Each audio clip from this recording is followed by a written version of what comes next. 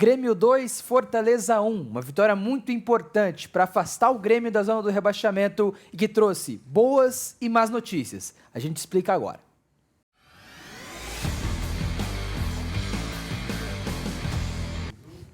Visão para Jogo está de volta, mais uma vez para falar do Grêmio. Eu sou o Vincenzo Dalicani, Matheus Santana acompanhou a partida entre Grêmio e Fortaleza, fez anotações, trouxe imagens para trazer todos os detalhes do que significa esse jogo, essa vitória importante demais para o Grêmio e que traz algumas notícias interessantes. Outras nem tanto. Como é que foi o Grêmio contra o Fortaleza, Matheus Santana? Já vamos ser bem direto aqui no vídeo, tá, Vitinho? Boas notícias pro Grêmio. O Grêmio funciona muito bem em transição. O Grêmio venceu e o Grêmio tem alguns meninos que mostram um talento ali na frente, que eu acho que o Mano Menezes não ajudou eles nessa partida, mas principalmente o Riquelme, que foi titular na partida, e o Alisson Edward, que inclusive tem análise dele aqui no canal. O Riquelme a gente tem que providenciar, porque é um menino muito interessante também. São as boas notícias do Grêmio. Outra é o Marlon, principalmente na construção de jogo. Defensivamente não foi tão bem assim, mas principalmente na construção de jogo, onde o Grêmio peca demais, o Marlon foi fundamental nessa partida. E as notícias ruins, o Grêmio sofre muito para construir o jogo.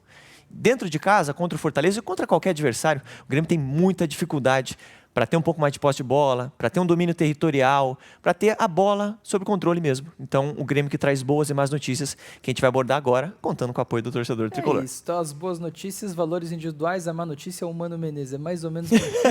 É quase isso, Vitinho. Mas a gente vai explicar, ó, torcedor do Grêmio, curtiu a análise ou curtiu o tema e vai curtir com certeza a análise. Já deixa o like aí, pô, o like é muito importante, quanto mais like tem, mais o YouTube recomenda o vídeo, mais a gente chega longe no torcedor do Grêmio, pega o link, joga nos grupos de WhatsApp dos torcedores, ajuda muito, tá? E se inscreve no canal, estamos quase em 50 mil inscritos, eu sei que tem muita gente do Grêmio aqui, tá? Se inscreve aí se você não tá inscrito, tem uma playlist só com vídeos do Grêmio aqui também para você curtir e maratonar aqui no canal, pode ficar à vontade, beleza? E ó, aqui tem um QR Code, se quiser fazer um Pix pra gente, para apoiar um projeto independente de jornalismo, ajuda demais também, tá? Não preciso nem dizer aqui o quanto ajuda, beleza? Vamos pra análise, vamos entender esse Grêmio. E essa é a primeira análise de duas que a gente vai ter hoje do Grêmio. Isso, uma da partida, a outra do Roger Guedes, que sai daqui a pouquinho.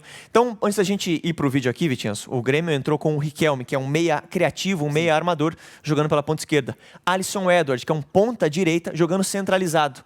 E aí o Cristiano Oliveira na direita. Para mim, o Mano Menezes já bagunçou aí. O Mano Menezes faz um trabalho emergencial no Grêmio, né? Porque é um elenco sem confiança. O Grêmio tá conseguindo pontuar, apesar de não ter voltado bem da Copa do Mundo.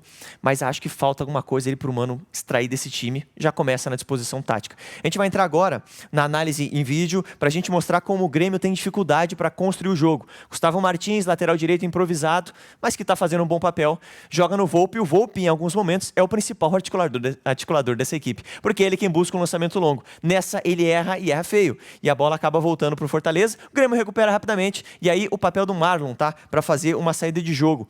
Ele é um cara que é toda hora procurado, porque o Grêmio, principalmente, tem muita dificuldade para colocar os seus dois volantes para participar do jogo, tá? O Vidiaçante e o Dodge não são dois jogadores assim excepcionais com a bola, mas são jogadores que poderiam entregar muito mais do que tem entregado. Você vê que o Fortaleza faz uma marcação bem legal, tá? Bem encaixadinha, pressiona bem e tenta encurralar o Marlon nessa situação. O Marlon acaba rifando essa bola, não tem alternativas e a bola já volta para o Fortaleza. Então aqui uma situação já no início que mostra pra gente como o Grêmio tinha dificuldades nessa partida. E na temporada, na verdade, isso já é uma coisa recorrente na equipe do Grêmio, tá, Vitinho? Aqui, rapidamente, para a gente destacar um pouquinho, o Grêmio, com o Gustavo Martins, consegue aplicar um 3-2-5, que é o esquema da moda, né? Porque o Gustavo Martins é um zagueiro que tá jogando pela direita, o Marlon é um cara que espeta muito, tem no apoio a sua melhor virtude, apesar de ser um cara que também contribui defensivamente. Wagner Leonardo, torto, jogando pela direita, mas faz um bom papel, o zagueiro mais capaz de ter um passe diferente. O Kahneman fazendo essa trinca, né, de jogadores ali para fazer essa série de bola. O que o Grêmio procura? Como os volantes do Grêmio não se colocam em condição para receber essa bola, você tem o Vidiaçante aqui que está marcado, e cadê o resto no meio campo do Grêmio? Não está na imagem. O Wagner Leonardo, que tem um bom lançamento, é obrigado a sempre buscar essa bola longa, tá? A gente vê como ele procura já lá na parte do ataque, a equipe do Grêmio, os jogadores à frente ali. Na imagem até o Alisson, tá? Alisson Edward, ou não, o Alisson Edward tá aqui. É outro jogador que eu não consigo identificar ali, mas você vê a disposição muito clara aqui, tá? Christian Oliveira na direita, Alisson Edward, Bright White e aqui o Riquelme. Tem outro jogador do Grêmio ali fazendo esse suporte e o Grêmio não vai conseguir. É o Marlon, tá? Marlon, o jogador que tinha descido ali, na verdade, era o Dodge. Exemplifica ainda mais o que a gente queria dizer. O Marlon vira um ponta e o Dodge desceu dessa vez para fazer a construção, né? Sim. Mas, de novo, o Grêmio sem alternativas, sem jogadas curtas. Essa bola entra no Bright White, ele está cercado por 4 jogadores. Ninguém se apresenta para fazer uma tabela, ninguém se apresenta para socorrer o Bright White numa situação dessa, né? O que acontece? O Fortaleza pressiona e consegue roubar essa bola sem muita dificuldade, porque encaixa bem a sua marcação ali. Então, nesses primeiros 2 lances, Vitinho, a gente já mostra, né, a dificuldade do Grêmio para criar. Sim. Uma coisa que funcionou um pouco nessa partida, pós-perda, tá? O Grêmio lutou bastante e tentou recuperar essa bola. Quando tinha a bola, não sabia o que fazer muito com ela. Assim, quando você tem um time muito físico, não é uma má ideia você jogar direto, você joga longo, né? Principalmente quando você tem lá 3 zagueiros na construção, você ataca com os outros 5 caras à última linha, provavelmente você vai ganhar a segunda bola. Não é a melhor maneira do mundo, não é o jogo mais bonito, não é o que mais agrada o torcedor no Brasil, mas é eficiente, né? Agora, tem que ser bem feito. Não dá para fazer só um jogo de ligação direta, só um jogo do Wagner Leonardo lançando e esperar que isso dê certo a todo momento. Você tem que ter, em dada situação, uma variação, uma aproximação, os volantes envolvidos. Se ficar só centrado nisso, não fica só previsível, como fica fácil de marcar, né, Matheus? Eu concordo 100% com você. Se você torna isso a sua única alternativa de jogo, aí você tem um problemaço. Até tava num vídeo que vai sair ainda hoje, eu tava conversando sobre o Barcelona e Internacional, o 4-3, né? Como é que a Inter volta pro jogo naquele momento? Constrói com 3+1, joga longo, coloca mais jogadores na última linha, ganha essa segunda bola e vence as linhas de pressão. Funcionou para a Internacional, funciona no melhor nível do futebol mundial, mas não funciona se você só fizer isso, né? Você tem que ter outras alternativas, você tem que ter outros mecanismos, e aí talvez com o jogo quarta e domingo, tudo bem que teve a parada do Mundial, e aí deveria ter melhorado mais também, mas é complicado de trabalhar variações nesse calendário maluco que é o do futebol brasileiro. E o torcedor do Grêmio ficou na bronca porque o Grêmio voltou pior, tá? Do que chegou para essa parada, treina, né? Treina e piora. E piora o time, né? E aí é um pouquinho complicado, aí não precisava nem treinar, né? Exatamente. A gente já vê, mais uma vez, a orientação, tá, de saída de bola do Grêmio. 3 jogadores, o Marlon cobrando lateral, o Vidiaçante mais preocupado em orientar a frente do que até vir dar uma opção, né? Naquela jogada, de costas pra jogada, né? Naquele lance era o Dodge que desceu, tá? Aqui a gente não vai ver nenhum dos jogadores se aproximando. O Kahneman até olha pra frente e faz o gesto. Cadê vocês, rapaziada? Vamos vir jogar ou não vamos? Tá esperando uma opção. Essa opção não vem, essa opção não acontece. E o Volpi acaba se tornando um jogador muito importante pra sair jogando. E o Volpi é bom goleiro com os pés também, tá? Sim. Olha a marcação. Ninguém, cara, para vir fazer essa saída de bola. E isso é algo recorrente pro torcedor do Grêmio. Se quiser deixar nos comentários o que eu tô falando aqui, eu acho que vocês vão concordar comigo, tá? O Volpi acaba participando bem, porque é um goleiro que tem também uma boa quebrada, apesar de ter errado aquele lance, e aqui a gente destaca. Olha a distância do Vila Sante, cara. Olha a distância do Dodge depois, nesse mesmo lance, né? Você vê que os 2 jogadores estão longe. E aí se torna um problema, Vitinhas, quando você também... você vê que fica até um jogo feio, né? Sim. A bola quebra, fica uma disputa de primeira e segunda bola. Né? Exatamente. Se torna um problema quando o seu centroavante é o Bright White, que não é um cara de estatura para brigar por essa bola. E aí complica também. Talvez por isso a contratação do Carlos Vinícius. Aí encaixa mesmo com esse jogo. Mas esse lance foi um lance horroroso, tá? Muito feio, porque ficou aquele bate-rebate e as coisas não fluíram. Aqui o que eu quero destacar nessa imagem é exatamente o posicionamento do Marlon e do Riquelme, tá? Porque o Riquelme, tudo bem, ele era um ponto esquerda. Como o Marlon espetava bastante como um ponto, ele vinha como um meia pela esquerda, né? Apesar de ainda estar longe do seu ideal, porque eu achei que ele ficou muito preso. E aí o jogo do Grêmio ficava mais nisso, assim, né? Aquele 3-2-5, usando sempre a bola longa. E você vai perceber agora, de novo, tá? Os 2 volantes do Grêmio, Dodge e Vidiaçante, os 3 jogadores construindo. E como o Grêmio não tem movimentação, não tem algo de diferente ali para proporcionar para a marcação do Fortaleza. Você vê que a marcação tem encaixadinha, cara, e que não tem dificuldade para o Fortaleza pressionar. O Vidiaçante não se apresenta, o Dodge não se apresenta. E aí é aquela questão que eu entro no Mano Menezes, Vitinhos. O Dodge e o Vidiaçante, aquilo que eu falei, eles não são jogadores de um primor técnico de construção mesmo de jogo, mas eles poderiam entregar muito mais. Você poderia orientar o Vidiaçante a vir buscar essa bola, beleza, se ele errou o passe, mas ele está ali tentando construir. Não é o caso. Então aí eu acho que é uma questão de treino, de orientação, para eles não se aproximarem e de repente buscar essa bola longa mesmo. Me parecem, né, 2 jogadores que estão muito mais centrados em serem caras a ganhar essa segunda bola, a ganhar a bola rebatida. Você vai lançar, a zaga vai cortar e você precisa de alguém para ganhar essa bola rebatida, né? Me parece mais isso do que jogadores que seriam utilizados mais para a construção da jogada, né? E eles não se envolverem em nenhum momento e nem fizerem a menção Eles nem fazem menção de se envolver. Esse que é o pior, né? Os caras nem fazem... Não procuram, né? que vão atrás da jogada. Exato. Não tentam nem abrir um espaço, né? Exato. Isso que, às vezes, acaba deixando o time do Grêmio previsível na saída de bola. Sim. Muitas vezes você pode não receber a bola, mas se você se movimenta, abre espaço para o seu companheiro. E aqui, cara, tá a importância do Marlon, tá? O Marlon tava lá espetado, ele desce para construir o jogo. Em vários momentos ele é o escape. Não é o Vidiaçante, não é o Dodge, não é um meia, é o Marlon. O Marlon é o cara que constrói o jogo no Grêmio muitas vezes. Nessa ele vai receber uma bola, pressionado, vai driblar e vai conseguir um escape. E você vê que ele consegue construir a jogada, né? Já aciona o Riquelme ali pelo lado esquerdo, aí você tem uma situação favorável. Cristian Oliveira, Alisson Edward e Bright White, mas o Riquelme que está com a bola, 3 contra 3 aqui, uma situação legal para o ataque do Grêmio. Interessante. Esse ataque vai acabar não saindo tão bem, porque o Riquelme acabou demorando um pouquinho, tudo bem, a defesa do Fortaleza voltou bem, né? Voltou bem, fechou os espaços e o Riquelme vai acabar perdendo essa bola. Mas o Marlon concluiu a jogada ainda, né? Ele ultrapassou. Sim. Então mostra muito da importância dele. Aí o Kahneman até tem que fazer essa falta aqui para coibir o ataque. Na questão do pós-perda, o Grêmio estava bem orientado, tá? Isso a gente pode tirar como positivo também, Sim. como acontece aqui. E o que é interessante disso, né? Se você tem a intenção de jogar longo, primeiro você precisa dos volantes para serem caras a ganhar essa segunda bola. Segundo, que se seus volantes se aproximarem dos zagueiros, eles vão trazer marcação junto, né? Eles vão trazer os caras juntos com eles. E aí você vai perder espaço de bola longa. E outra coisa que você abre espaço, porque se o time adversário pressiona o seu zagueiro, você vai trazer o atacante mais próximo do zagueiro, certo? E o volante, se ficar mais longe, ele abre mais espaço nesse meio tempo aí, nesse meio espaço. E aí, logicamente, uma jogada como a do Marlon, que gerou esse lance, que é do lado para dentro, pode, de fato, ser algo interessante, pode aproveitar esse espaço que é aberto, assim. Eu não gosto desse tipo de jogo. Eu acho que aproveitar o volante só para abrir esse tipo de espaço para apostar numa bola longa é limitar o papel do volante, né?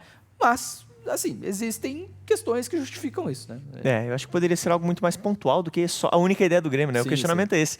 A única ideia que o Grêmio tem, né? Tanto que quando o Grêmio estava na frente do placar, ou quando o Grêmio está na frente do placar, acaba ficando toda hora refém disso também. Não consegue ter a bola. Pois é, e assim, você vai atacar um time que joga mais recuado como?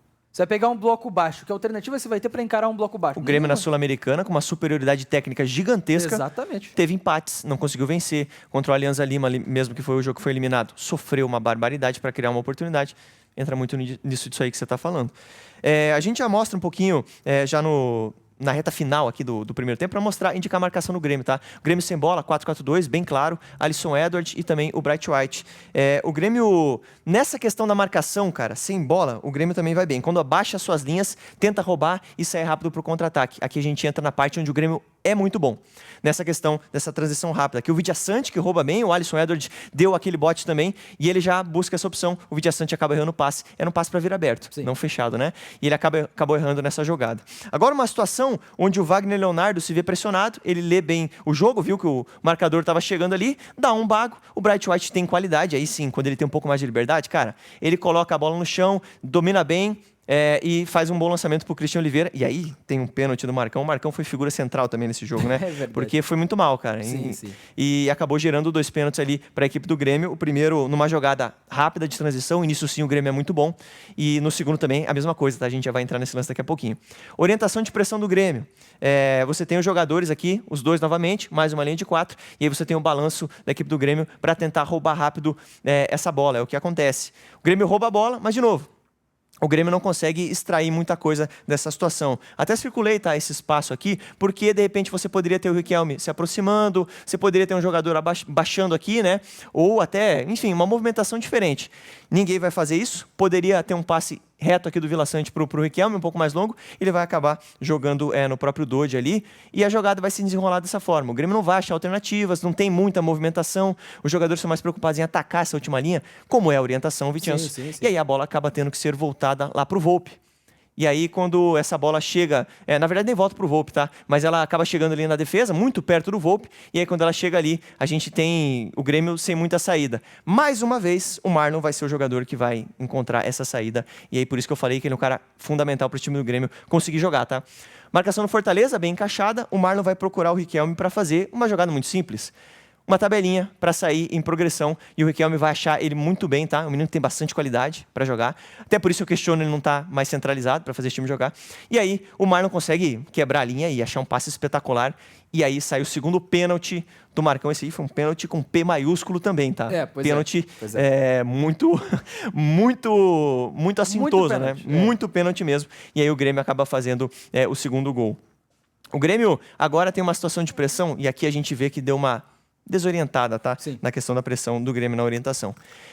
Bright White vem no goleiro, ele pede a subida do Christian Oliveira. O Christian Oliveira acaba saindo para marcar e aí você tem aqui no meio o Alisson Edward entre dois jogadores e você tem o Riquelme para fazer esse balanço aqui. Sim. Só que o Riquelme, ele não faz o balanço, né? Ele acaba ficando parado no marcador. Ele deveria ter vindo aqui para fechar esse jogador, o Alisson fechar aqui, aí você coíbe e constrange a saída do Fortaleza.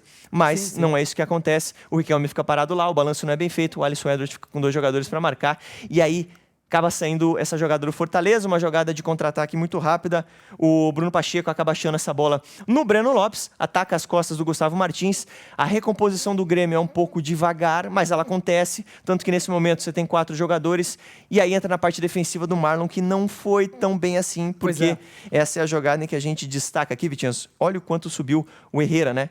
Ele engole o Marlon ali nesse... Tem a análise dele aqui no canal. Tem a análise do Herrera aqui no nosso canal. E ele acaba engolindo o Marlon nessa bola no segundo pau. É uma bola ruim pro lateral, tá? Sim, é uma bola ruim pro lateral, ele tem que vir de costas. Nem viu o Herrera. Nem viu. E, cara, ele subiu muito, tá? Então, assim, o Marlon falhou defensivamente, ok, poderia ter feito melhor, mas também tem muito mérito do ataque. Eu acho que o saldo do Marlon é muito mais positivo do que negativo nessa situação. É um Fortaleza que consegue aproveitar muito da jogada de transição, é um Fortaleza que consegue muito bem fazer essa jogada de escapar da pressão do Grêmio. Até não é um contra-ataque, né? Porque não havia ataque. É um Fortaleza que sai muito bem e joga em transição. E aí é difícil para a defesa que fica exposta naquele momento, né? Então é uma situação difícil, é uma situação complicada. O Grêmio marcou mal na pressão, tá? Isso é simples de falar também. Mas é mérito do Fortaleza, né? A gente não pode esquecer que tem um time do outro lado, que tem um time muito bem treinado, que estudou muito do outro lado também. É um Fortaleza que tem qualidade, com o Renato Paiva agora tentando voltar a ter os melhores anos, os melhores dias com o que tinha com o Juan Pablo Vojvoda, né? E o Fortaleza estava a 3 pontos do Grêmio, né? Também jogou a vida, né?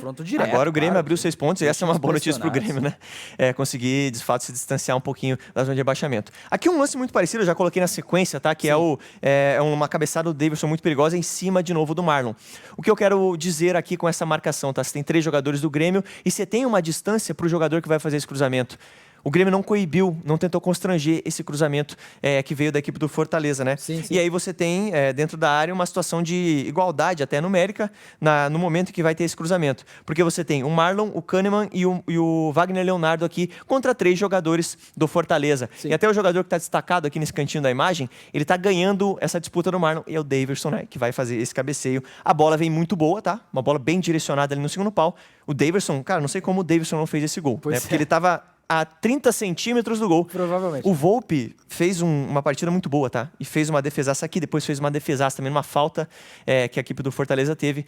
Então o Volpi, apesar de ser criticado, ele fez uma partida, mais uma, né? Muito boa, tá? Interessante. E participa muito ativamente da construção do Grêmio. Aqui um lance final pra gente mostrar o Grêmio funcionando bem na transição de novo. E aqui é o melhor do Vidiaçante. Quando o Vidiaçante consegue ser esse elemento surpresa. Tanto ele quanto o próprio Edenilson, que estava na partida aqui, são jogadores meias que chegam com facilidade para ser esse elemento surpresa no ataque. O Vidiaçante tem qualidade a dribles, ele tem uma boa condução, aqui ele consegue fazer uma boa jogada e achar o Edenilson, tá? E esse é o lance para fechar nossa análise, mostrando algo positivo de novo da equipe do Grêmio. O Grêmio quase faz o 3º gol e quase mata o jogo. Mas acabou não acontecendo, Vicenzo. Mas o Grêmio venceu.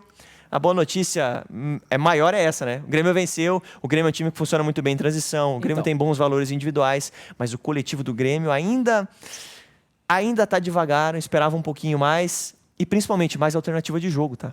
Pois é, dá pra gente pintar uma face do Grêmio, que é um time que se defende muito bem em bloco baixo, que consegue ter um pós-perda interessante, que ainda falta encaixar melhor essa pressão ofensiva para prevenir a jogada que sai o gol do Fortaleza, por exemplo, que com bola é abaixo e tem pouquíssima alternativa se não jogar longo, mas na transição tem qualidade e assim, você pintar um cenário de um time que se defende muito bem, que transiciona muito bem, contra-ataca muito bem e que aproveita da bola longa para criar chances basicamente só da bola longa, é um time que escapa do rebaixamento.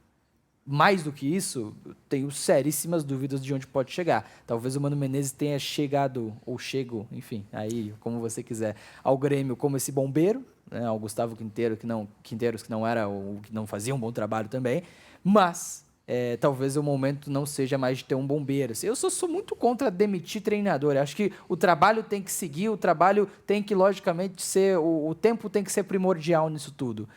Mas eu não sei. Eu acho que quando há tão pouca perspectiva de melhora, talvez, sei lá, se tiver um nome óbvio, como é o do Vojvoda, falei meio baixinho, hein? Como é o do Vojvoda no mercado, talvez esse nome está valorizado. Interessante. Pois é. Está valorizado, a torcida do Grêmio gosta e assim, o que me preocupa no trabalho do Mano é que teve um mês de trabalho. O Grêmio melhorou na reta final ali, nesse momento de apagar o fogo. O Grêmio melhorou, conseguiu vencer partidas em sequência, venceu Bahia, Juventude, enfim, melhorou ali no final da reta final antes da parada para o Mundial.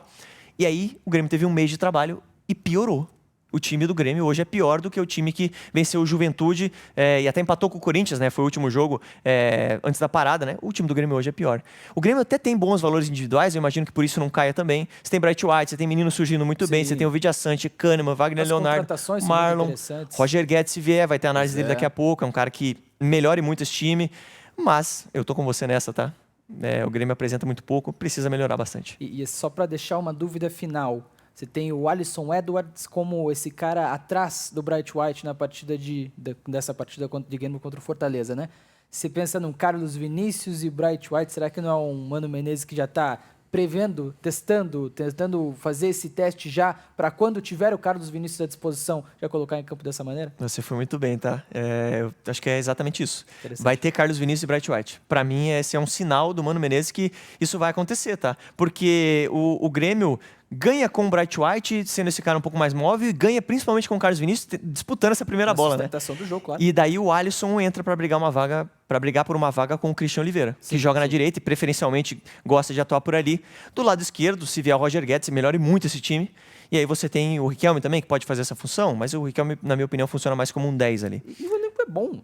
O elenco é interessante. As peças, Christian Oliveira, que é bom jogador e se doa muito, tem qualidade. O Alisson Edwards é um destacaço jovem. Carlos Vinícius e Bright White, com o Roger Guedes, que pode jogar mais por dentro também, com a possibilidade de ter o Alisson mais para dentro. O Amuso pelo lado esquerdo, que eu sei que Balbuena vai melhorar esse time. Balbuena como o cara a reforçar o setor defensivo. Você tem, cara, volantes interessantes no Vidia Sante e no Dodge. O Marlon chegou muito bem, desde aquele Grenal que ele estreia bem. Assim, é um elenco bom, é um elenco que pode mais do que o Grêmio tem jogado, né? E, bom, vamos ver como as contratações chegam. Logicamente, a contratação vai ajudar e talvez melhore o patamar do Grêmio mesmo jogando mal. Mas eu acho que é um elenco que pode mais, é um elenco que fica limitado nesse estilo de jogo do Mano Menezes. É isso? Tô 100% com você. A notícia boa, a maior é a vitória. O Grêmio se distancia aí dessa questão na zona de baixamento. E a gente vai trazer cada vez mais análise aqui no canal. Muito bem, torcedor do Grêmio, curtiu a análise? Deixa o like, tá? O like é muito importante. Quanto mais like, mais o YouTube divulga, mais a gente chega na torcida do Grêmio com conteúdo e análise de futebol de qualidade, beleza? Se inscreve no canal. Tô ligado que muita gente já se inscreveu, mas sei que tem muita gente que não se inscreveu ainda, tá? Se inscreve aí, estamos chegando nos 50 mil inscritos. Muito obrigado para você que já tá com a gente. Você ainda não tá? Não perde, velho. Você não vai se arrepender. Se inscreve, ativa o sininho para não perder nenhuma análise. Além dos conteúdos do Grêmio, a cobertura não para, tá? Ao longo de toda a temporada, a gente cobre também todo o futebol brasileiro. Se é um curioso, você gosta de tática, gosta de futebol, dá esse voto de confiança que você não vai se arrepender. Beleza? Aquele abraço, tamo junto, até a próxima. Valeu!